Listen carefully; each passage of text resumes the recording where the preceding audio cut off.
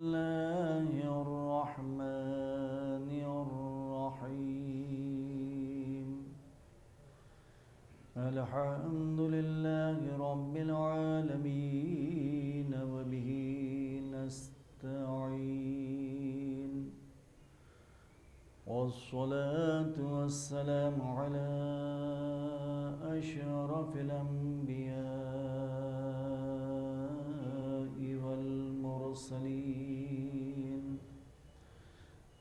وخاتم النبيين رحمة للعالمين والقاسم محمد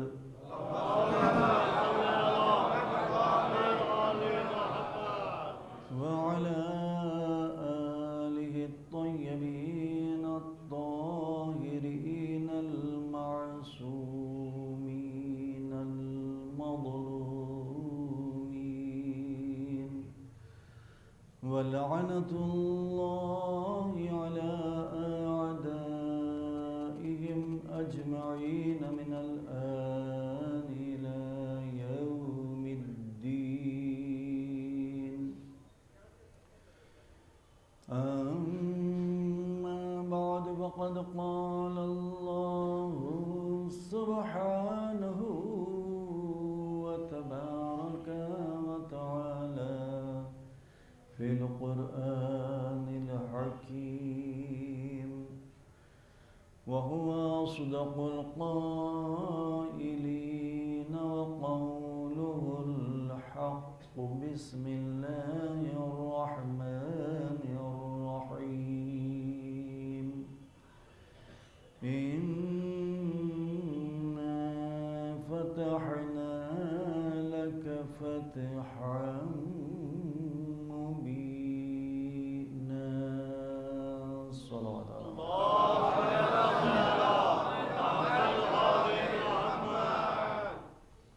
عزیزان ایمان، مسلسل گزشتہ 8 روز سے آپ حضرات نے اسی آیہ مبارکہ کے ذیل میں جو عنوان دیا گیا تھا کہ اسلام کی سب سے پہلی صلح حدیبیہ، جس کے متعلق اس آیت میں واضح اشارہ ہے کہ اے حبیب، ہم نے آپ کو صلح حدیبیہ میں نہ صرف صلح آپ کے ذریعے سے کروائی گئی بلکہ فتح مکہ کی شکل میں آپ کے لیے ایک بہت ہی نمایاں اور واضح کامیابی عطا کی کہ جو خدمات حضرت رسول اکرم محمد مصطفیٰ صلی اللہ علیہ وآلہ وسلم نے اسلام کے لیے خود بنفس نفیس فرمائے، ان میں صلح حدیبیہ ایک ممتاز مقام رکھتی ہے، اور اسی کے ساتھ ساتھ مولا کائنات کے عہد مبارک میں جو صلح معاویہ ابن ابو سفیان کے ساتھ ہوئی، اور پھر اس کے بعد جو صلح حدیبیہ میں رسول اکرم کے ساتھ ہوئی تھی وہ ابو سفیان کے ساتھ تھی، جو صلح مولا کائنات کی بعد جنگ صفین ہوئی وہ ابو سفیان کے بیٹے معاویہ کے ساتھ ہوئی تھی، اور جو صلح امام حسن علیہ السلام سن 40 ہجری میں ہوئی وہ صلح بھی معاویہ کے ساتھ ہوئی تھی۔ ان صلح کے درمیان میں جو ائمہ معصومین نے صبر سے، تحمل سے اسلام کی حفاظت، اسلام کی سلامتی، قرآن کی سلامتی کو پیش نظر رکھ کر جو شرائط کے ساتھ صلح کی تھی وہ اس لائق ہے کہ ہم میں سے ہر شخص اس کا مطالعہ کرتا ہے۔ تو خود بخود اسلام کی خدمات اور پھر اس کے درمیان میں جو لوگ مزاحمت کیے، اور صلح حدیبیہ سن 8 ہجری کی ہو، جو رسول اکرم صلی اللہ علیہ وسلم کے لیے اس کے ماسبق جو حالات پیدا کیے گئے تھے وہ ابو سفیان کے ان کے ہم نواؤں کی جانب سے صلح مولا کائنات جو معاویہ سے سن 38 ہجری میں ہوئی، وہ بھی آپ دیکھ سکتے ہیں کہ کیا حالات مولا کائنات کے عہد خلافت کے درمیان میں کر دیے گئے تھے کہ مولا کائنات کو صلح کرنی پڑی۔ پھر صلح پر قائم نہیں رہے، اس کے بعد پھر امام حسن مجتبیٰ صلوات اللہ صلی اللہ علیہ سے سن 40 ہجری میں صلح ہوئی۔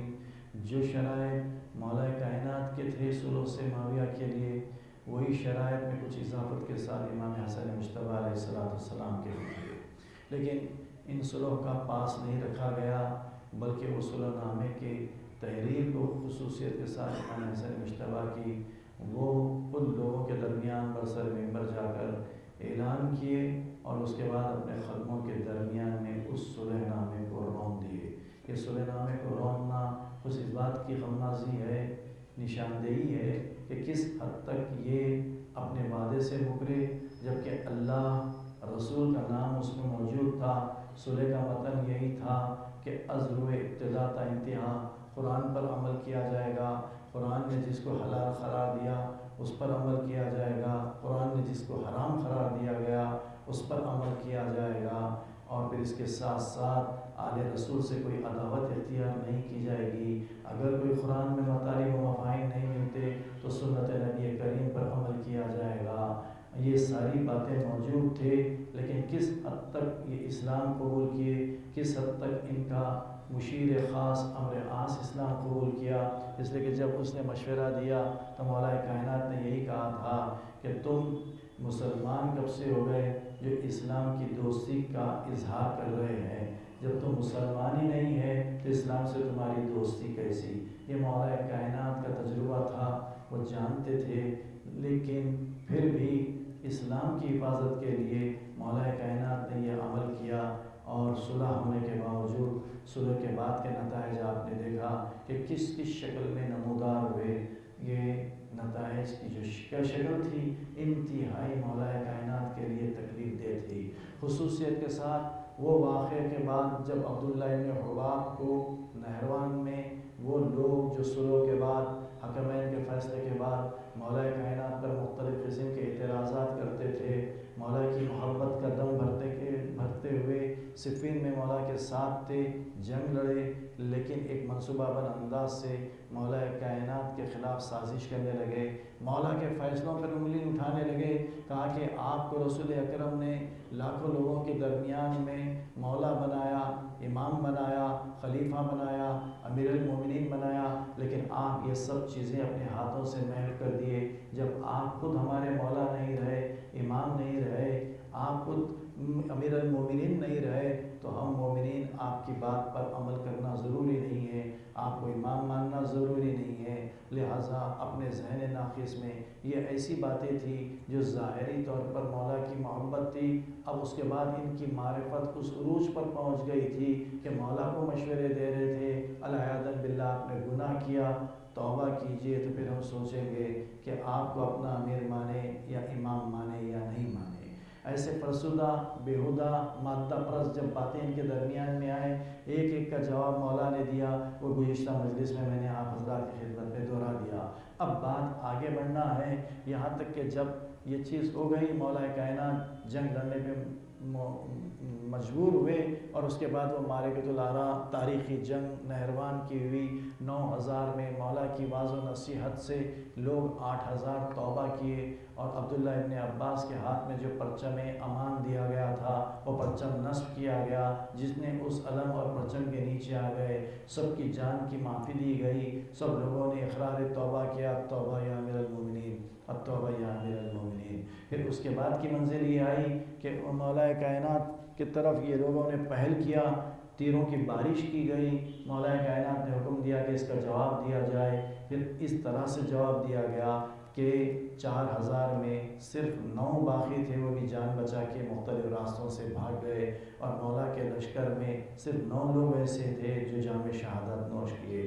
یہ فتنہ ابھی ختم بھی نہیں ہوا تھا کہ درمیان میں یہ بات معروف ہو گئی، عام ہو گئی کہ معاویہ نے 6000 کا لشکر دے کر مصر کی طرف بھیجا ہے، جہاں محمد ابن ابی بکر جو پہلے خلیفہ کے بیٹے تھے، جس کو اسماء بنت امیس کے سے پیدا ہوئے تھے، مولا کے کائنات کے گھر میں ان کی آغوش میں تربیت پائے تھے، کردار کی ایسی بلندی تھی، مولا کی محبت میں اتنے سرشار تھے کہ مولا کائنات ان کا علم، ان کی حکمت اور ان کا تدبر، ان کی عبادت کو دیکھ کر جو 10 ہجری میں پیدا ہوئے، 10 ہجری میں اور 39 ہجری میں دیکھیے انہیں شہید کر دیا گیا، 29 سال کا سن تھا، جو اول خلیفہ کے بیٹے تھے، سوم خلیفہ کی آغوش میں تربیت پائے، چونکہ مولا کائنات کی محبت سے سرشار تھے، ان کے مطابق خلیفہ چہارم کی آغوش میں تربیت پائے، چونکہ مولا کائنات کے محبت میں وہ دم بھرتے تھے۔ مسلمانوں نے، معاویہ کے لوگوں نے جو خود ساختہ اسلام لائے تھے، سو کالڈ مسلمان تھے، ان لوگ برداشت نہیں کیے، عمرو عاص وہاں پر حملہ کیا اور محمد بن ابی بکر کو قید کیا، جیتے جی گدھے کی کھال میں سی کے جلا دیا۔ یہ تاریخی واقعہ ہے۔ یہ چیز اس لیے نہیں کہا جاتا چونکہ مولا کائنات کی آغوش میں تربیت پائے، مولا نے انہیں گورنر بنایا، یہ راز فاش نہ ہو جائے، لہٰذا کوئی اخباروں میں نام نہیں آتا۔ بڑے بڑے وہاں یہاں پہ جو علماء ہیں، آپ اخبار میں پانی پلانے والے کا یہ شان تھی، یہ مقام تھا، جارو کش کا یہ مقام تھا، فلاں غزوات میں فلاں یہ کام کیا، لیکن یہ حقائق کو چھپایا جاتا رہا۔ اب اس کے بعد آج بنی امیہ کا دور نہیں ہے، بنی عباسیوں کا دور نہیں ہے، آج ہم آزاد ہیں، ہمیں مکمل چھوٹ ہے۔ آج کا نوجوان علم کا متلاشی ہے، انٹرنیٹ میں ساری کتابیں موجود ہے، اس سے عقل ہے، وہ خود نتیجے پہ پہنچ سکتا ہے۔ ایسا نہیں ہے کہ وہ میڈیا کے ذریعے جیسے باتوں کو چھپاتے ویسی باتیں چھپائیں تو ہم نابلد رہیں گے۔ جیسے واقعات کربلا کے وقت ہوا تھا کہ کربلا میں حسین پر کیا گزر گیا، کوفے کے آگے لوگوں کو معلوم نہیں تھا۔ یہ دور اب گزر گیا، آج سب کچھ موجود ہے، آپ انٹرنیٹ کے ذریعے ساری دنیا چھاپ سکتے ہیں، جان سکتے ہیں، چھان سکتے ہیں، اس کا مطالعہ کر سکتے ہیں، لہٰذا یہاں پر کوئی روک ٹوک نہیں ہے۔ ابھی مولا کائنات ان کی مدد کے لیے محمد بن ابی بکر کی مالک ابن اشتر کو بھیجے، درمیان میں خاصیت کو بھیجا، 20 سال کی خراج کی معافی کے ساتھ معاویہ نے مالک ابن اشتر کو زہر ذریعے سے ختم کر دیا۔ یہ صدمہ، محمد بن ابی بکر کی شہادت کا صدمہ۔ اس کے بعد ایک نیا شخص نکلا جو بربریت مچاتا ہوا حرمین شریفین کی توہین کرتا رہا، یہاں تک کہ عبداللہ ابن عباس کے 2 بیٹے تھے، ایک کا نام تھا سلیمان، ایک کا نام تھا داؤد، انتہائی بے دردی کے ساتھ انہیں بھی قتل کر دیا۔ اس کے بعد اور آگے بڑھا، عبداللہ ابن عباس کے جو سسر تھے ان کو بھی قتل کیا، ان کا ایک بیٹا تھا وہ بھی مالک کے نام سے موسوم تھا، اسے بھی قتل کروایا۔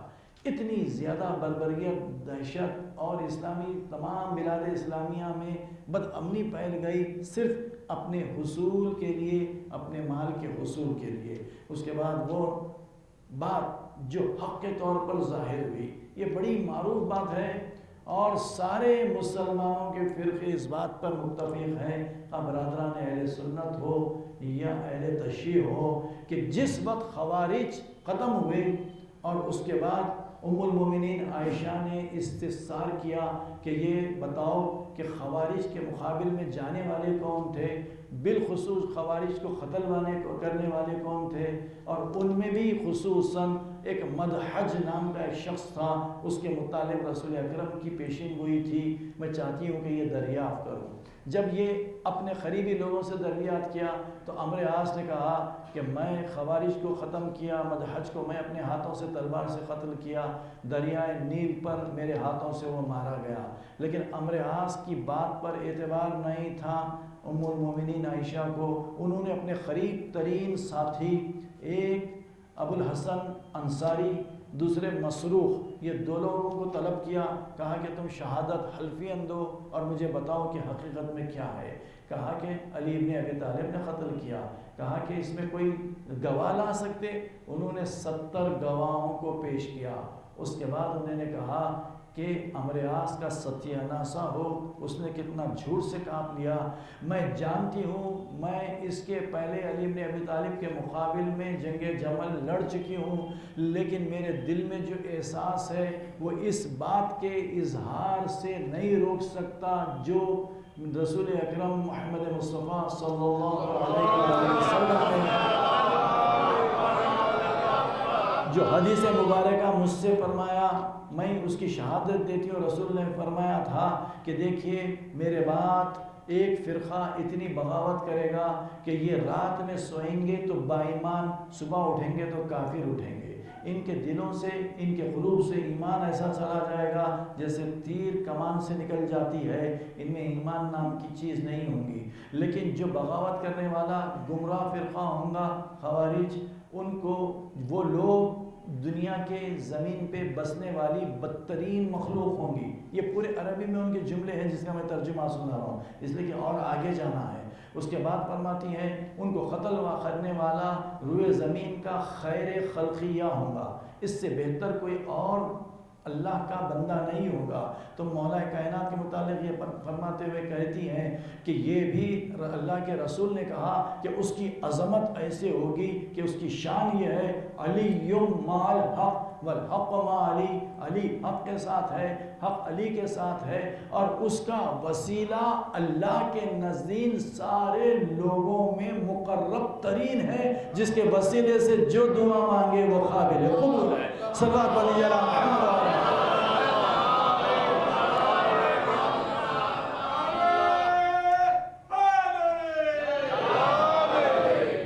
یہ روایت بخاری میں بھی ہے، مختلف راویوں سے تواتر کے ساتھ ہے، کوئی جھٹلا نہیں سکتا، کوئی جھٹلا ہی نہیں سکتا۔ اس کے پہلے میں نے کہا تھا عمار یاسر جو سمیہ کے وطن سے پیدا ہوئے، ان کے متعلق جو باتیں تھیں اور رسول اللہ کی وہ حدیث کہ عمار کو قتل کرنے والا باغی گروہ ہوگا، آپ کے ذہن عالی میں محفوظ رہے۔ یہی گروہ تھا جو معاویہ کے ساتھ صفین کی جنگ مولا سے ہو رہی تھی، عمار قتل ہوئے، اور عمار مولا کے لشکر میں تھے جو صحابی رسول تھے، اور ادھر قتل کرنے والے معاویہ اور عمرو ان کے ہم نوا لوگ تھے۔ تو باغی گروہ کیا مطلب، کیا معنی نکال سکتے ہیں مسلمان نکال لیں اس کا کہ باقی کسے کہتے ہیں۔ پھر یہ بھی فرمایا تھا کہ عمار لوگوں کو جنت کی طرف بلا رہے ہوں گے اور لوگ ان کو جہنم کی طرف بلا رہے ہوں گے، یہاں بھی فیصلہ کیا۔ اب اس کے بعد اور کیا چاہیے، اس سے زیادہ وضاحت کی کیا ضرورت ہے؟ دیکھیے صحابیت کا بڑا مقام ہے، صحابی کا بڑا مقام اس لیے ہے کہ وہ صحبت رسول اکرم میں بیٹھے، لیکن یہ دستور کیسے کہ میں نے خود جامع نظامیہ کے شیخ الجامعہ سے مولا کائنات کی شہادت کے وقت کے بیان میں پڑھا، ایک طرف مولا کی فضیلتیں بیان کرتے، دوسرے یہ کہتے کہ اہل سنت والجماعت کا یہ عقیدہ ہے کہ کوئی بھی صحابی کے متعلق ان کے عیوب کو اگر بیان کرے تو ناقابل سماعت ہی نہیں بلکہ اس کا ایمان نہیں ہے، اس کا ایمان نہیں ہے، بلکہ تابعین، تبع تابعین، صحابہ کرام کے متعلق کوئی لفظ نہیں کہنا۔ اب پھر عشر مبشرہ میں معاویہ کو شمار بھی کیا جاتا اور مولا کائنات کے متعلق کہتے کہ علی مال حق والحق ما علی، مولا کائنات کے متعلق یہ بھی قبول کرتے انا منزلۃ العلم والی بعضھا، میں علم کا شاعر ہوں، علی اس کے دروازہ ہے۔ یہ بھی بیان کرتے کہ مولا کے متعلق کہ یہ وہی تھے جس کی شان میں وَمِنَ النَّاسِ مَن يَشْرِي نَفْسَهُ ابْتِغَاءَ مَرْضَاتِ اللَّهِ کی آیت نازل ہوئی، وہ بستر رسول پہ سونے والے وہی تھے، رسول کی شخصی طور پہ جان بچانے والے بھی وہی تھے، بانی اسلام کی بھی جان، اسلام کی بھی جان۔ ان کی تلوار کی یہ صفت تھی کہ جس پر بھی برستی وہ بچ کر نہیں نکلتا، اور خندق میں چلنے والی تلوار کے متعلق مولا کے متعلق خود رسول اکرم بیان فرماتے ہیں کہ خندق میں جو علی کی ضرب تھی وہ ثقلین کی عبادت سے افضل تھی۔ اب اس کے بعد ایسے افضل کو چھوڑ کے ایسے کے پیچھے جانے سے فائدہ کیا ہے؟ اب دین صحیح ملے گا یا دین خراب ملے گا؟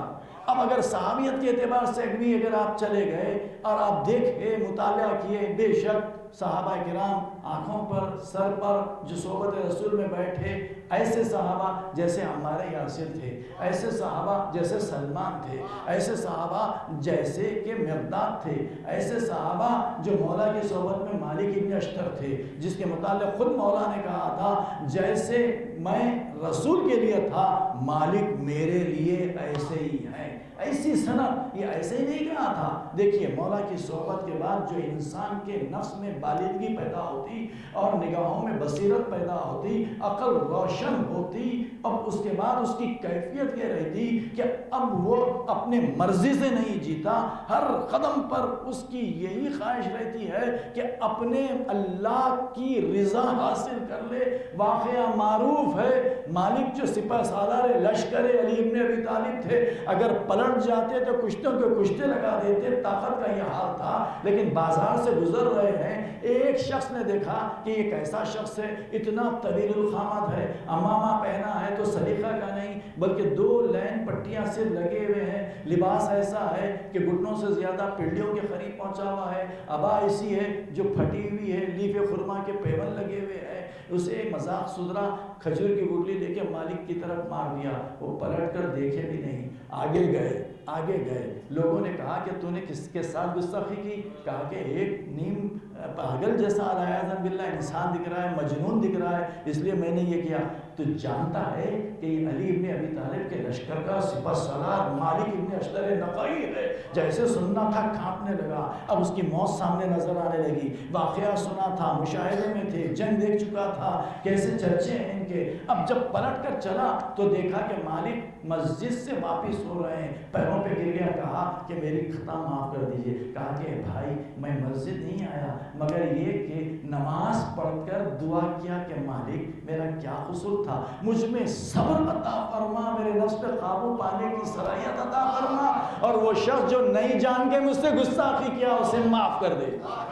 یہ علی ابن ابی طالب کے تعلیمات ہے، جس پہ علی کے چاہنے والے اتنی طاقت رکھ کر عمل کا اور جذبے کو قدرت میں رکھنے کا، ضبط و تحمل کرنے کا مظاہرہ کرتے ہیں۔ صلوات پڑھ دیجیے اللہ محمد۔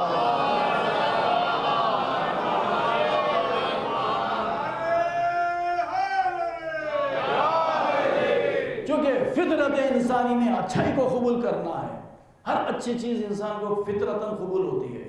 اور آپ دیکھتے ہیں کہ فطرتاً، جیسے میں نے مثال دیا، ایک بچے کو لے لیجئے جس کی کا سن و سال ابھی 3 سال کے لگ بھگ ہے، مکلف ہوتا ہے نگاہ شریعت میں 15 سال میں، وہیں پر شریعت کے احکامات وارد ہوتے ہیں۔ اس بچے کو جس کے ماں باپ کبھی دولت پائی نہیں، وہ کبھی تونگری دیکھا نہیں، اچھا لباس کبھی اسے نصیب نہیں ہوا، ایک وہ بچہ جس کے ماں باپ کے پاس کبھی غربت نہیں دیکھی، ہمیشہ بہترین لباس پہن کے پھرتا ہے، دونوں لباس آپ لگا دیجئے اور بچوں سے کہیے جا کے وہ لباس لے لو، دونوں کا ہاتھ اسی لباس میں پڑے گا جس میں چمک دھمک ہے، جس میں اچھائی ہے۔ یہ شعور فطری ہے، اچھائی کو قبول کرنا۔ دوسری مثال آپ دیکھیے، آپ کوئی ارادے سے نہیں نکلے کہ میوہ خریدیں گے، لیکن میوہ دار، میوہ فروش جب منڈی پر میوہ لے کے آپ کے محلے میں جا رہا ہے، کوئی مارکیٹ میں بھی نہیں گیا، لیکن موز کی شکل دیکھے، اس کی مہک دیکھے، سیب کی شکل دیکھے، اس کی مہک دیکھے، بے ساختہ اس میں پائے جانے والی خوشبو آپ کو اپنی طرف راغب کریں گی، نہ چاہتے ہوئے بھی، نہ پیسوں کا خیال رکھے، 2 پیسے بڑھ کے بھی دیے، 2 روپے بڑھ کے بھی دیے تو آپ اسے اختیار کرنا چاہتے ہیں، اسے لے لیتے ہیں۔ وہ مہک اپنے آپ کو راغب کرتی، وہ مہک اپنے آپ کو راغب کرتی۔ تو پھر یہ فطرت ہے اچھائی کا قبول کرنا۔ تو اب آپ بتائیے، کسی بھی صحابی کو صحبت میں بیٹھنے کے سبب ان کا یہ مرتبہ ہوا، لیکن صحبت کے اعتبار سے بھی رشتہ داری کو بھی اگر ہٹا دیں، دامادی کو بھی ہٹا دیں، بھائی ہونے کے رشتے کو بھی ہٹا دیں، تو جتنی صحبت مولا کائنات کی رسول اکرم کے ساتھ تھی، بتائیے کوئی بھی روئے زمین پر یہ دعویٰ کر سکتا ہے کہ مولا علی سے بڑھ کر کسی کے پاس صحبت رسول اکرم موجود تھی؟ مولا علی کا سب سے بڑا صحابی، رسول اکرم کا سب سے بڑا صحابی علی کے علاوہ اور کون ہو سکتا؟ جو آنکھ کھولا رسول کے ہاتھ میں، جو آنکھ کھولا اور جو خود کا بیان ہے کہ میں رسول اللہ کے آغوش میں آنکھ کھولا، 3 دن تک کعبے میں اللہ کا مہمان رہا لیکن آنکھ نہیں کھولا۔ سب سے پہلی نگاہ میری حضرت رسول اکرم کے چہرے مبارک پر گئی، صحبت کی یہ ابتدا تھی، اور سب سے آخر میں رسول کا سر اقدس میرے زانوں پہ تھا، اور رسول کی آخری نگاہ میرے چہرے پر تھی۔ ایسی صحبت کی مثال لائیے، ایسے صحبت کی صحابی کی مثال لائیے۔ تو جب ان کے پاس سب کچھ موجود ہے، صحابی کیا ہے؟ صحبت میں بیٹھنے والا، پھر اتنی معرفت ہونا، بیٹھنے کا انداز کیا ہے، کسب کرنے کا انداز کیا ہے، عقل کیسی ہے، کب تک با ایمان تھا، کب سے بے ایمان ہو گیا، اس کا حافظہ کیسا تھا۔ اس لیے احادیث کے ماننے میں بڑی نزاکتیں ہیں۔ قرآن کے متعلق تو نہیں ہے، آیت محکم ہے، آیت ہمیں ناسخ ہے، واجب کی آیت ہے واجب ہے، حرام کی آیت ہے حرام ہے، مستحب کی آیت ہے مستحب ہے، لیکن احادیث میں بڑی کسوٹی ہے، کون ناسخ ہے، کون منسوخ ہے، کون متواتر ہے، کون احسن ہے، کون معتبر ہے، کون موثق ہے، کون غیر معتبر ہے، جعلی کتنے ہیں، درست کتنے ہیں۔ ان کو کسوٹنے کے لیے پھر قرآن کی طرف آنا پڑے گا۔ کائنات میں کوئی ایسی چیز نہیں ہے جو پنجدر پاک کے طفیل میں خلق نہیں ہوئی۔ اگر آپ بڑی سے بڑی چیز سے عرش سے مثال میرے مولا کو دیں گے تو وہ طفیلی ہے، کرسی سے مثال دیں گے تو وہ طفیلی ہے، جنت سے مثال دیں گے تو وہ طفیلی ہے، آپ کسی چیز سے سمندروں سے مثال دیں گے وہ طفیلی ہے، آفتاب سے مثال دیں گے تو وہ طفیلی ہے، ستاروں سے مثال دیں گے تو وہ طفیلی ہے۔ ایک ہی چیز تھی جو شایان علی ابن ابی طالب تھی، جس کے متعلق رسول نے فرمایا علی مع القرآن والقرآن مع علی، علی قرآن کے ساتھ ہے، قرآن علی کے ساتھ ہے۔ اب حدیث کو اختیار کرنے کے پہلے قرآن سے مطابق کر کے دیکھو، اس میں تو کسی کے لیے بھی اختلاف نہیں ہے۔ اگر مطابق قرآن حدیث ہے تو اختیار کر لو، مخالف قرآن ہے تو اسے دیوار پر پھینک دو۔ صلوات پڑھ دیجیے علی محمد و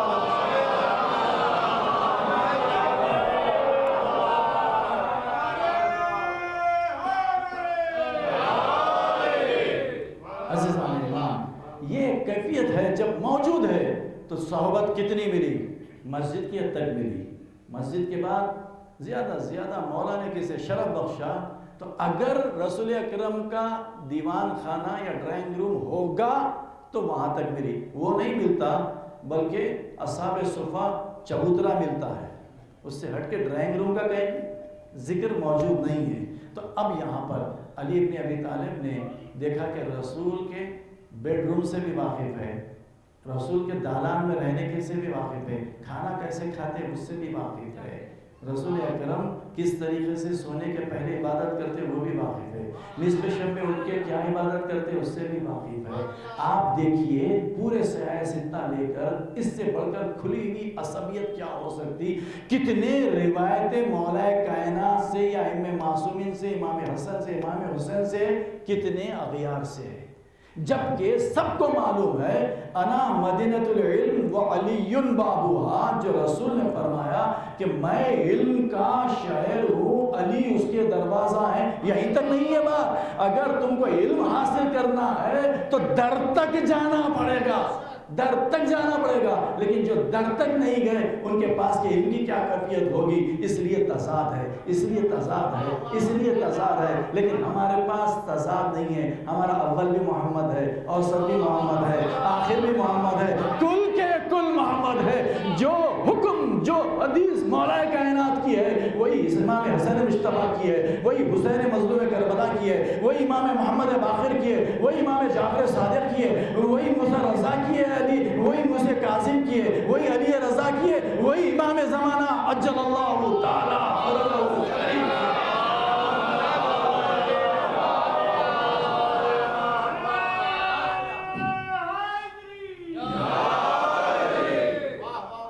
عزیزان ایمان، جتنا ہم اللہ کا شکر اختیار کرے کم ہے۔ یاد رکھیے یہ مقام شکر ہے، کیونکہ وہ جیسے چاہتا ویسے اختیار کروا سکتا تھا۔ وہی قدرت رکھتا ہے مومن گھرانے میں پیدا کرنا، وہی قدرت رکھتا ہے کافر گھرانے میں پیدا کرنا۔ سورۃ تغابن کی آیت ہے، پڑھ لیجیے۔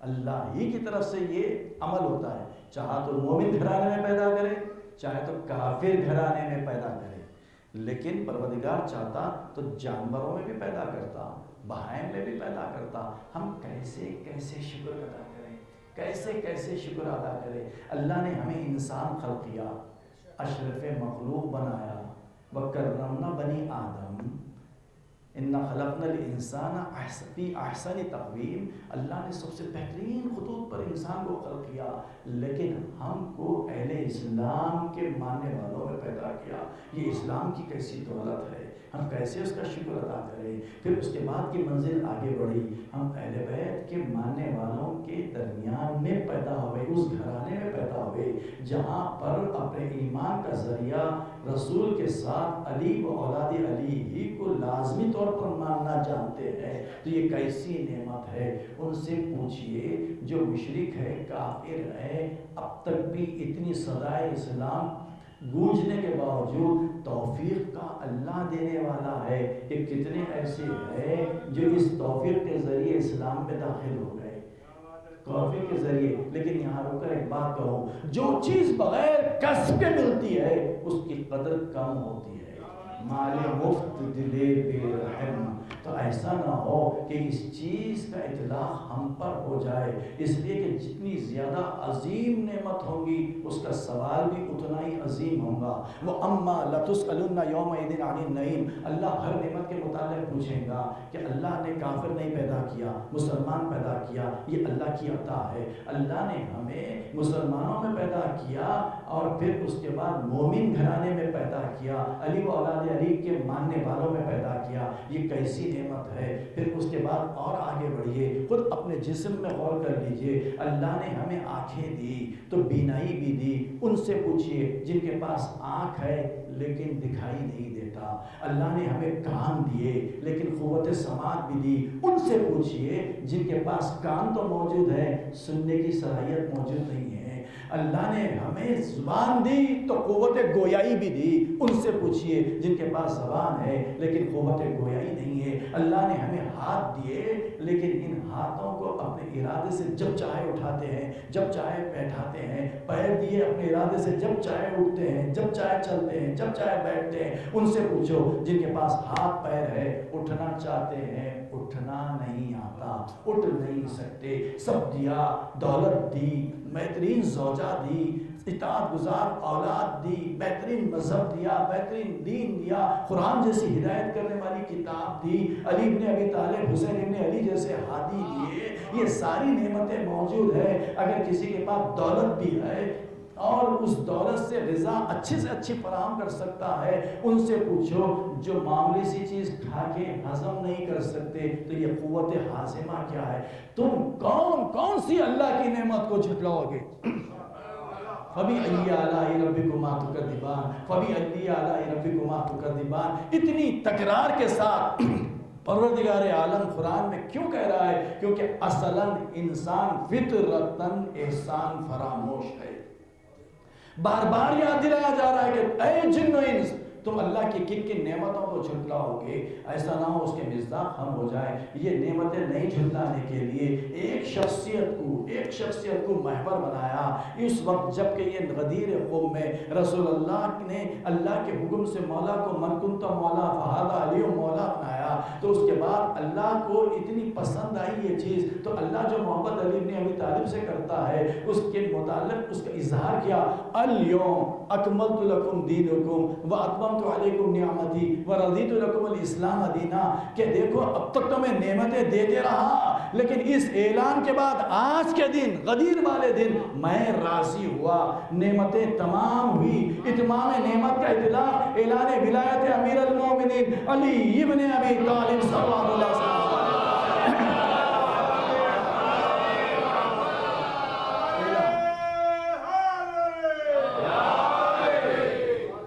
اعلان ولایت پر منحصر تھا اتمام نعمت کا اعلان۔ اللہ نے جیسے اعلان ولایت کیا، اتمام نعمت کا اللہ نے قرآن کی آیت کی شکل میں نازل کیا۔ اب جب بھی پڑھنا عبادت ہے، جب بھی دیکھنا عبادت ہے، جب بھی سننا عبادت ہے، یہ ایسی فضیلت ہے۔ ہو سکتا ہے پروردگار کسی کو بے حساب دولت دے دیا تو وہ رازق ہے اور اتنا واہب العطایا ہے، وہاب ہے، اس کی عطائیں بغیر حساب ہے۔ یہ چھوٹی موٹی چیزوں کا کیا حساب لیں گا؟ اگر اللہ کھانے میں کچھ بے اعتدالی ہوئی شاید معاف کر دے، دولت کے خرچ میں بے اعتدالی ہو، اس وہ اللہ اکبر ہے، اس کی رحمت اس کے غضب پہ غالب ہے، وہ غفور ہے، وہ رحیم ہے، شاید معاف کر دے۔ لیکن جب یہ نعمتوں کا شمار کیا گیا، اس پہ پروردگار عالم ایک سوال کر لے کہ جو نعمت جتنی بڑی ہوگی اس کا سوال بھی بڑا ہوگا۔ اب یہ کہے کہ میں علی جیسے ہادی کو دیا، تم نے انہیں کیوں نہیں مانا؟ کیوں نہیں مانا؟ یہی منزل ہے۔ یہ بھی علماء امت علماء اہل سنت و شیعہ دونوں متفق ہے کہ روز محشر صراط پر سے جب گزریں گے تو سب سے پہلا سوال ہوگا کہ یہ گزرنے والے کے پاس پروانہ نجات یعنی اقرار ولایت امیر المومنین کا پروانہ ہے یا نہیں ہے؟ اگر ہے تو گزرے گا، نہیں ہے تو نہیں گزرے گا۔ صلوات پڑھ دیجیے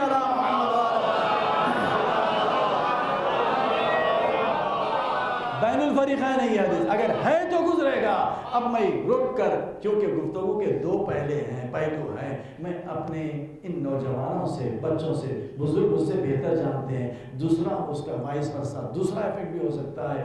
اگر اللہ یہ سوال کرے میں نے علی جیسے امام کو تم سے وابستہ کیا، علی کو تو مانے لیکن ان کے تعلیمات کو کس حد تک مانے؟ جب ان کی ذات نعمت ہے، سرتابہ اتمام نعمت ہے، تو ان کا فرمان بھی سرتابہ اتمام نعمت ہے۔ کیا تمہاری دانش میں علی کا کوئی قول بزرگ تھا، کوئی قول پست تھا؟ نہیں، علی کی ہر بات علی ہے، ہر فرمان علی ہے۔ تو پھر ہمارے پاس جواب کیا رہے گا؟ لہذا جب تک کان سن رہے ہیں، دل دھڑک رہا ہے، دیکھنے والی آنکھ موجود ہے، اعضاء و جوارح میں طاقت ہے، جو بات مولا کی ہے اس پہ عمل کرو۔ یہی ایمان ہے، یہی اسلام ہے، یہی دین ہے، یہی تقویٰ ہے، یہی شریعت ہے۔ صلوات پڑھ دیجیے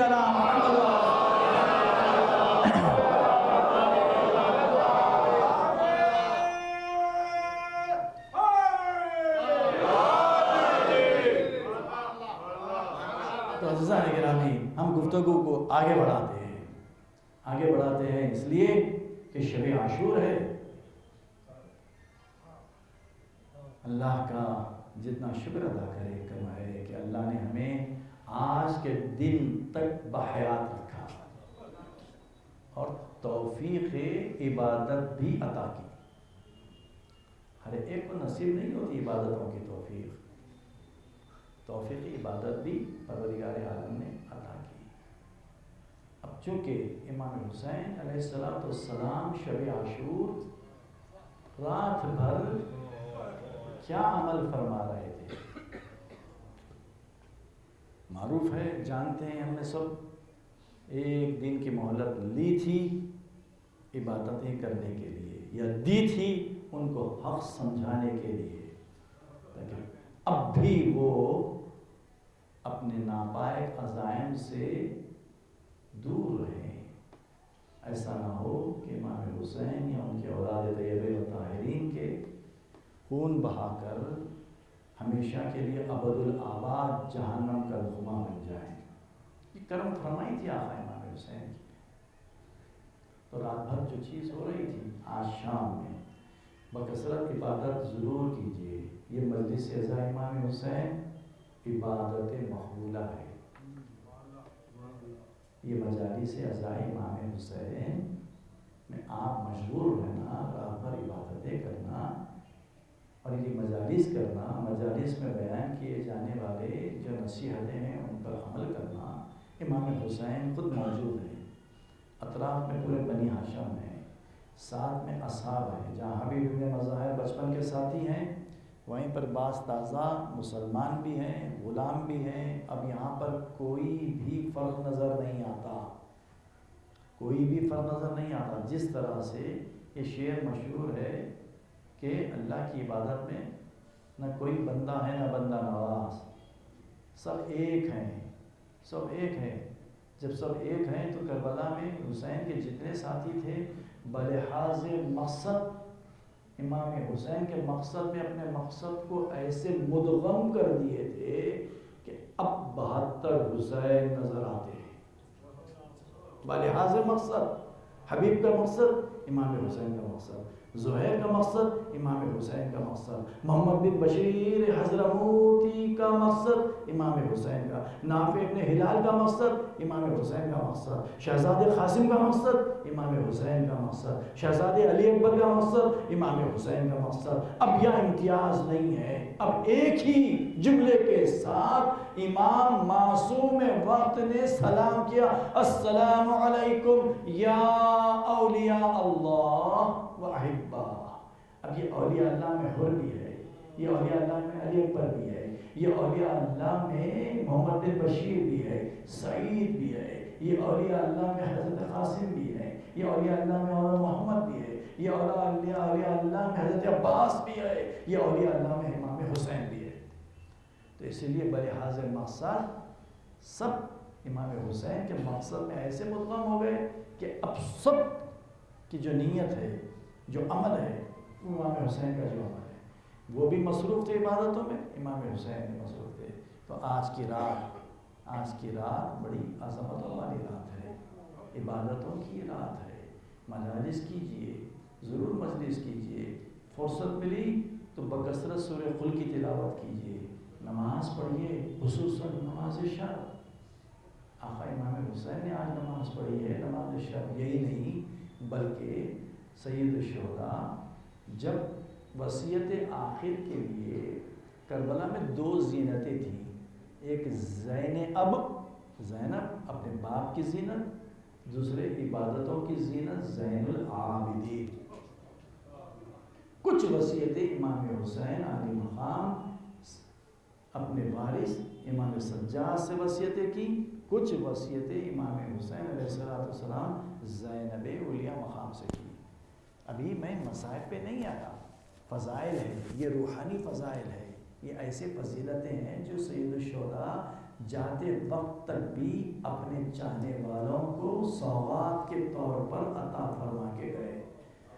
ہر معصوم رسول اکرم نے بھی جب وقت آخر تھا تو مولا کائنات سے وصیت کی، وصیت 3 مرتبہ دہرایا، جو سب سے قیمتی چیز تھی مولا کائنات کے سپرد کیا، جہاں پر وہ اپنی خلافت کے بعد جو رموز، جو علوم متعلق تھے امام مطلق کے، رسول اکرم نے وہ سب حوالے کیا۔ خود مولا کائنات فرماتے ہیں میں نے رسول سے 1000 علوم حاصل کیے، ہر علم کے 1000 شاخیں بنائیں، 1000 شاخیں بنائیں۔ وہ علی بن ابی طالب کو رسول اکرم ایک خاص وصیت کے طور پر، انعامی طور پر، وصیت کے طور پر ایک عبادت کا سوغات دے رہے ہیں۔ وہ سوغات کیا ہے؟ یا علی علیک بالصلاۃ اللیل، علیک بالصلاۃ اللیل، علیک بالصلاۃ اللیل، 3 مرتبہ۔ اے علی آپ کے لیے ضروری ہے، آپ کے لیے ضروری ہے نماز شب، نماز شب سے فراموش نہیں کرنا، نماز شب سے غافل نہیں رہنا۔ مخاطبت علی سے ہے، مراد چاہنے والے ہیں۔ کائنات میں علی کے طرح عبادت کرنے والا روئے زمین پر کسی ماں نے ایسا بچہ اور پیدا نہیں کیا۔ یہ میرے جملے نہیں ہیں، وہ ازہد الزاہدین ہیں، امام المتقین ہیں۔ کسی نے پوچھا امام سجاد سے کہ آپ جب بھی کربلا زیارت کے لیے جاتے ہیں تو نجف میں ضرور آپ ایک رات ٹھہر جاتے ہیں۔ کہا کہ نجف اشرف میں مولا کائنات ہے، میرے جد ہیں، وہاں پر ٹھہرنا بھی عبادت ہے۔ اور علوم جس طرح سے ہوا کے ذریعے سے انسان حیات اس کی برقرار ہے، ویسے علوم غیبی طور پر اللہ ان کے وجود مبارک کے ہونے کی وجہ سے عطا کرتے رہتا۔ اب ظرف میں صلاحیت ہونا، عرفان ہونا، معرفت ہونا، معرفت ہونا۔ کہا کہ رات بھر میں عبادت کروں اس سے افضل ہے کہ ایک رات میں یہاں پہ رہوں۔ اس کے بعد ایک مرتبہ اپنے جد کی عبادتوں کا مطالعہ کر رہے تھے، کتاب کا، کہ وہ کیسے عبادت کرتے تھے۔ کتاب کو بند کر دیا سرد آہ بھر کے۔ لوگوں نے پوچھا فرزند رسول آپ کے جد کی عبادتوں کی کا باب تھا، ان کے متعلق ان کے فضائل تھے، یہ سرد آہ بھر کے آپ نے کیوں روکا؟ کہا کہ کون ایسی ماں ہے جو میرے جد علی بن ابی طالب کی ایسی عبادت کرے؟ کہنے والا کون ہے؟ جو خود سید الساجدین ہے، زین العابدین ہے۔ ان کی عبادتوں کی کیفیت۔ اسی طرح سے امام حسین نے اپنی بہن زینب سے بھی ایک وصیت کی تھی۔ آج کی شب نماز شب میں فراموش نہیں کرنا. ایک ایسی وصیت تھی. کئی وصیتیں ہیں. خیموں کو آگ لگائی جائیں گی, بازوں میں رسی باندھی جائیں گی, تبرکات آل محمد لوٹ لیے جائیں گے, بے مخنا و چادر پھرائی جائیں گی, بے کجاوا ہونٹ ہوں گے, دیار بدیار بازار بازار پھرائی جائیں گی. لیکن یہ امت کے لیے بدعا نہیں کرنا, صبر کرنا, صبر کرنا, صبر کرنا. اس کے بعد بہن آج کی شب نماز شب سے مجھے فراموش نہیں کرنا. دو توجیہات ہوئے. ایک تو یہ کہ زینب ممکن ہی نہیں ہے بغیر نماز شب کے اپنی حیات میں کسی روز ناغا کی ہو, لہذا ایک عام تھی بات امام حسین کے لیے زینب سے وصیت کرنا.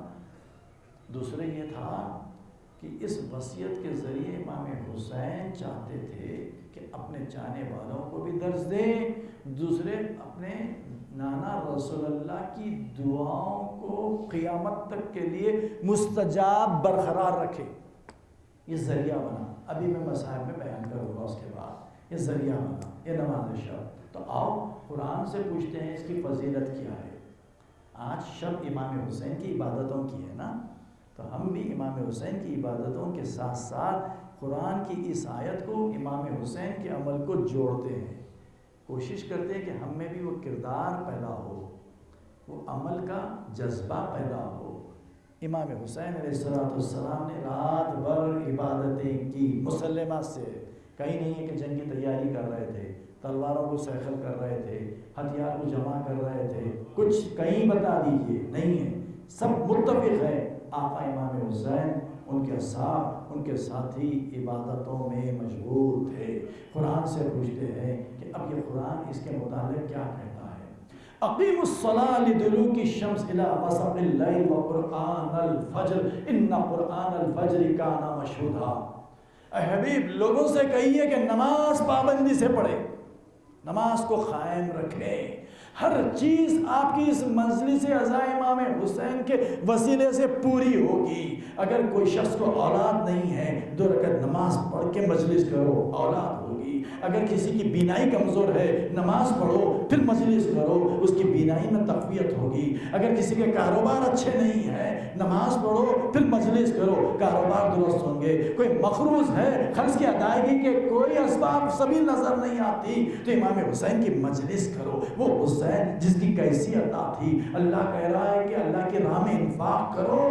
ارے حسین تو کل پونجی اپنی دولت کمائی اولاد کو دے دیا, تو اس سے بڑھ کر اور کیا انفاق ہو سکتا ہے. اس کے وہ قرض ادا ہو جائے گا, وہ پریشانی دور ہو جائے گی. کسی کا حافظہ کمزور ہے تو مجلس کرو, نماز پڑھو, دیکھو کہ اس کی تاثیر کیسی ہوگی. حافظہ درست ہو جائے گا, یاد نہیں ہوتا ہے تو ہو جائے گا, امتحان دیا کامیابی ہے وہ ہو جائے گا, اولاد نہیں ہے اولاد ہو جائے گی, ایمان متزلزل ہے تو راسخ ہو جائے گا, عمل میں وہ کیفیت نہیں ہے تو وہ عمل میں کیفیت پیدا ہو جائے گی. اگر اپنے اہل خانہ کا خیال نہیں کرتا تو زوجہ کا احترام کرے گا, اولاد اطاعت گزار ہوگی. پھر اس کے بعد جب ایسا ماحول ہوگا تو یہ اولاد کا چھوڑنا بھی کامیاب ہوگا. اس لیے کہ جب باپ مرتا ہے صالح اولاد کو چھوڑ کے تو اس کے لیے خیر جاریہ ہے. جب باپ اپنے پیچھے اولاد کو, ایسی اولاد کو چھوڑتا ہے جو صالح ہو, تو یہ خیر جاریہ ہے. پروردگار فرماتا ہے کہ نماز قائم کرو. حسین کی زیارت کا لازمہ کیا ہے؟ آپ امام حسین کے حرم میں جائیے, زیارت امام حسین پڑھیے, 2 رکعت نماز آپ کو نہیں چھوڑی. ایمان کے ساتھ نماز ہے, ایمان کے ساتھ, امامت کے ساتھ نماز ہے. امامت, اقرار امامت کے ساتھ نماز ہے, کیونکہ نماز کے بغیر یہ اقرار امامت کبھی بھی متزلزل ہو سکتا. لہٰذا آپ اذان دیتے, اذان کیا ہے؟ کلمہ طیبہ کا اظہار ہے, اللہ اکبر, اشہد ان لا الہ الا اللہ, اشہد ان محمد رسول اللہ. اس کے بعد کیا کہتے ہیں آپ؟ اس کے پہلے حی علی الصلاۃ نہیں ہے, اللہ اکبر کے پہلے حی علی الصلاۃ کے بعد حی علی الصلاۃ نہیں ہے, اشہد ان لا الہ الا اللہ کے بعد حی علی الصلاۃ نہیں ہے, اشہد ان محمد رسول اللہ کے بعد بھی حی علی الصلاۃ نہیں ہے. جیسے کہا اشہد ان امیر المومنین و امام المتقین علی ولی اللہ و اولادہ المعصومین حجج اللہ, اب حی علی الصلاۃ ہے, پھر حی علی الفلاح ہے. اقرار امامت کے پہلے صلاۃ کا حکم نہیں ہے. یہ اس لیے کہ کلمہ طیبہ کے اقرار کی حفاظت کے لیے اللہ کی نگاہ میں جو سب سے بہترین ذریعہ ہے حفاظت کا, وہ نماز ہے. اس لیے تو نماز پنجگانہ میں اذان انسان کے لیے سنت مؤکد ہے، تاکیدی ہے۔ جب عملی طور پہ اب آپ آ گئے، دیکھیے عملی طور پہ آئے، اقامہ کہا، اقامہ کے بعد اور منزل ہے رکعت باندھ کر نماز کا آغاز کرنے کی، تو یہی اقامہ میں حی علی خیر العمل کے بعد کون سا لفظ ہم پڑھتے ہیں؟ حی علی الفلاح کے بعد کون سا لفظ پڑھتے ہیں؟ حی علی خیر العمل۔ یہ کون سا نعرہ ہے؟ غدیر کے ماننے والوں کے لیے کہنے کی ضرورت نہیں ہے، یہ وہ نعرہ ہے جو سلمان اور ان کے اصحاب رسول اللہ کے حکم کی تعمیل میں حی علی خیر العمل جو آگے نکل چکے تھے بول کر بلا رہے تھے، جو پیچھے تھے ان کا انتظار کر رہے تھے۔ جب یہ بھی تعلق ہے مولا کائنات کی اعلان ولایت کے ساتھ، تو پھر حی علی خیر العمل کے بعد نماز پڑھنے جائیں، قد قامت الصلاۃ ہے، اب ٹھہر جاؤ نماز پڑھنے کے لیے۔ انا اعطیناک الکوثر، کہ اے حبیب آپ پہ یہ لوگ الزام لگاتے ہیں، آپ کو دوش دیتے ہیں، آپ کو تانا دیتے ہیں کہ آپ بے اولاد ہیں، فصل لربک وانحر، ہم نے آپ کو ایک نعمت دی ہے، لہذا ان نعمتوں کے بعد کوثر دیا ہے، نعمت دی ہے، فصلی نماز پڑھو، وانحر اور قربانی دیو، نماز پڑھو، قربانی دیو، نماز، نعمتیں ملی، نماز پڑھو۔ اظہار شکر کا سب سے بہترین ذریعہ اللہ کی عبادت نماز ہے۔ نماز پڑھو مجلس سے دور کرنے کے لیے نہیں، مجالس کی تاثیرات سے مالا مال ہونے کے لیے نماز پڑھو۔ جیسا قرآن پڑھو لیکن معنوں سے جب تک نہیں پڑھیں گے اس کا فیض نہیں ملے گا۔ یہ مجلس اگر آپ سمجھتے ہیں کہ یہ قرآنی آیتیں ہیں تو اس کی تفسیر معنی ہے نماز، مجلس کی تفسیر معنی ہے نماز۔ جب تک یہ نہیں پڑھیں گے مجلس سمجھ میں نہیں آئے گی۔ کوئی سگریٹ پیتے ہوئے مجلس سنے گا، کوئی کھانا کھاتے ہوئے مجلس سنے گا، کوئی مجلس میں آ کے گفتگو کرتے رہے گا، کوئی مجلس سے جاتے ہوئے چھچورا پن کرے گا، کوئی فحش کلامی کرے گا۔ یہ کیفیت کب پیدا ہوگی؟ نماز کے ساتھ۔ کیوں؟ نماز ذریعہ ہے فحش چیزوں سے روکنے کا، نماز ذریعہ ہے فحش کلامی سے، بیہودہ چیزوں سے روکنے کا۔ کوئی اور ذریعہ ہوتا تو اللہ بیان کرتا تھا، کوئی اور ذریعہ نہیں بیان کیا۔ تو اقیم الصلاۃ لدلوک الشمس الی غسق اللیل وقرآن الفجر، نماز قائم کرو جبکہ نصف نہار، جب سورج آ جاتا ہے ڈھلنے لگ جائے، دلوک الشمس جب ڈھلنے لگ جائے تو وہ نماز ظہرین ہے، نماز قائم کرو، نماز ظہرین الی غسق اللیل، یہ نماز مغرب و عشاء ہے، وقرآن الفجر، یہاں پر ظہر کا نام نہیں ہے، عصر کا نہیں ہے، مغرب کا نہیں ہے، عشاء کا نہیں ہے، لیکن فجر کا نام ہے، قرآن الفجر، ان قرآن الفجر کان مشہودا، اس لیے کہ ایک ہی نماز ہے جس کو ملائکہ شاہد بنتے ہیں، گواہ بنتے ہیں، یہ نماز فجر ہے، یہ نماز فجر ہے۔ حدیث میں وارد ہوا جب پروردگار عالم کسی کی روزی عطا کرتا ہے تو وہ نماز فجر کے بعد جو اوقات ہوتے ہیں سورج نکلنے کے درمیان، یہ اوقات تقسیم رزق ہے۔ یہ امام حسین نے بیان کیا، مولا کائنات نے بیان کیا، ہمیں معلوم ہوا، نہیں تو ہم کب معلوم کر سکتے تھے یہ باتیں کہ جو اوقات فجر ہے وہ کیا ہے؟ صبح صادق سے لے کر صبح طلوع آفتاب تک، یہ درمیان میں رزق کے تقسیم کے اوقات ہیں۔ اگر کوئی شخص اللہ کی عبادتوں میں مشغول ہے ان اوقات میں تو رزق نہ صرف اتنا ہی دیا جاتا جتنا اللہ نے بھیجا، اس میں اضافہ کیا جاتا۔ اگر سوتے رہا تو یہ رزق لوٹا دیا جاتا۔ اب اس کے بعد پریشانی کے عالم میں ملا کے پاس جاؤ، جادوگر کے پاس جاؤ، عالم کے پاس جاؤ، فلاں کے پاس جاؤ، فلاں کے پاس جاؤ، وہ محاورہ سچ ہے، جو سویا وہ کھویا، جو جاگا وہ پایا۔ تو یہ انسان کے درمیان ایک ڈسپلین قائم کیا جاتا نماز فجر کے ذریعے۔ مشکل ہے؟ بخدا کوئی مشکل نہیں ہے، عبادت کا لطف تو جوانی میں ہی ہے، ضعیفی میں ہے کیا؟ نہیں ہے۔ جب تو توفیق ہوئی اٹھنا چاہتا ہے، اٹھنا نہیں آ رہا ہے، پیروں میں درد ہو رہا ہے، کھڑے ہو کے نہیں پڑھ، مولوی صاحب کیا بیٹھ کے پڑھ سکتے، مولوی صاحب کیا دوزان ہو کے پڑھنا ضروری ہے، ہم جو ہے الکٹ پلکٹ مار کے بیٹھتے، کیا ہم اشاروں سے پڑھتے؟ دیکھیے لطف عبادتوں کا یہ ذائقہ لیجئے، خصوصاً موسم سرما میں فجر کو اٹھیے، نماز شب کو اٹھیے اور دیکھیے کہ کیا کیفیت ہے۔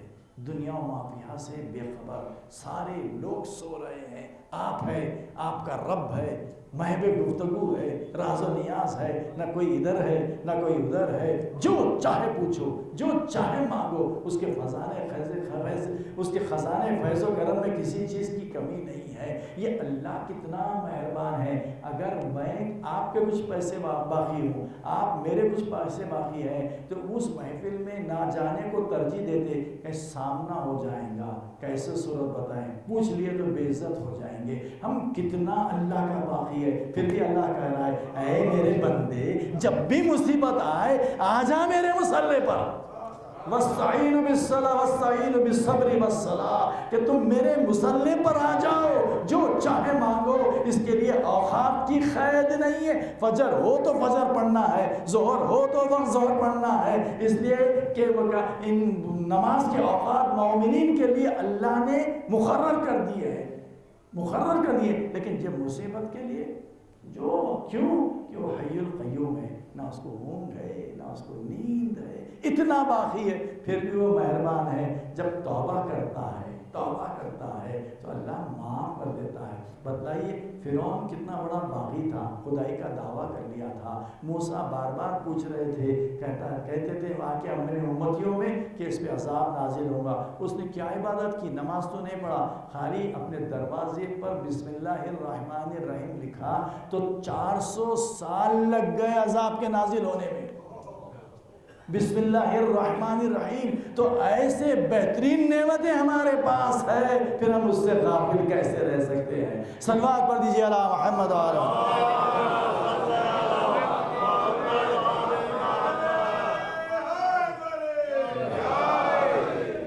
عزیزان گرامی۔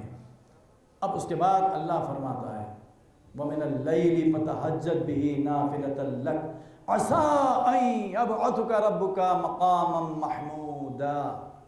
اے حبیب، آپ پر ہم نے ایک اضافی فریضہ نافذ کیا ہے، اگرچہ کہ سنت ہے، رسول کے لیے واجب ہے، ہمارے لیے سنت ہے۔ اگر لازم رکھ دیتا تو ہم کتنے ثابت قدم رہتے۔ رسول کے لیے واجب ہے، ہمارے لیے سنت ہے، اضافی فریضہ ہے رسول کی ذات کے لیے۔ اور رات کے اٹھ کر نماز شب پڑھو، صلاۃ اللیل، نماز شب، نماز تہجد، سب ایک ہی کے مختلف بدلے ہوئے نام ہے۔ نماز شب پڑھو، کیا فائدہ ہے اس نماز شب سے؟ کیا فائدہ ہے؟ ایک تو یہ کہ کوئی نماز شب پڑھتا ہے اور یہ کہتا ہے کہ بھوکا ہے تو جھوٹا ہے۔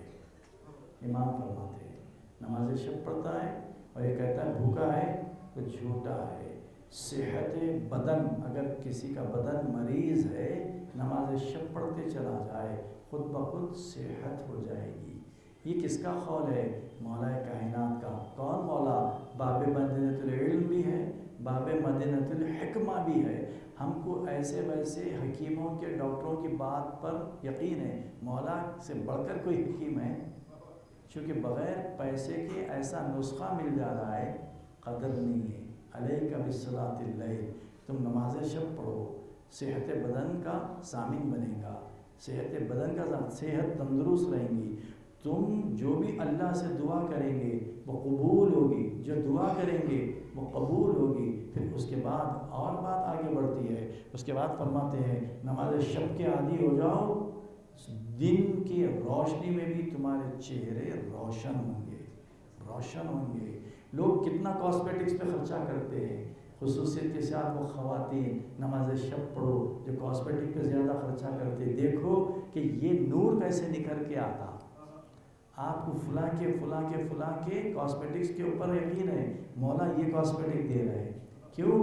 اسمہ دوا و ذکرہ شفا، اللہ کا اسم دوا ہے، اس کا ذکر شفا ہے، اس کا اسم دوا ہے، اس کا ذکر شفا ہے۔ یہی نہیں، آج جو سب سے زیادہ نمایاں فقدان ہے ہمارے درمیان میں، یہ بہت بڑی نعمتوں میں سے ایک نعمت ہے اخلاقیات، جو سلب کر لیے گئے۔ نہ بڑے کا احترام، نہ چھوٹے کا احترام، نہ بھتیجا چچا کو سمجھ رہا ہے، نہ بھانجا ماموں کو سمجھ رہا ہے، نہ آپس میں رشتہ داری کا وہ لطف ہے، نہ وہ کردار ہے۔ سب ایک ہے، بے اعتنائی کے ساتھ جو چاہے کر رہے ہیں لیکن اخلاقیات نہیں ہیں، سیدھی گفتگو کرنا بھی نہیں آتا۔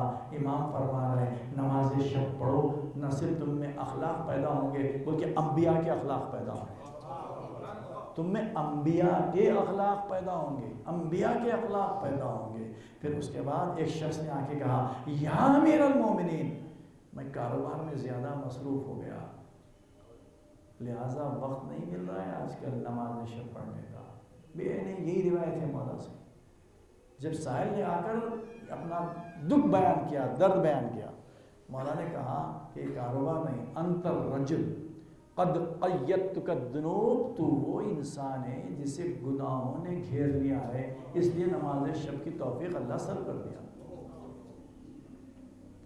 اسی لیے اللہ نے نماز شب کی توفیق اللہ سب، یا جھوٹ بولے تو نماز شب کی توفیق ختم ہو جاتی، یا پھر انسان گناہوں میں گرفتار ہو جائے، نماز شب کی توفیق چلے جاتی۔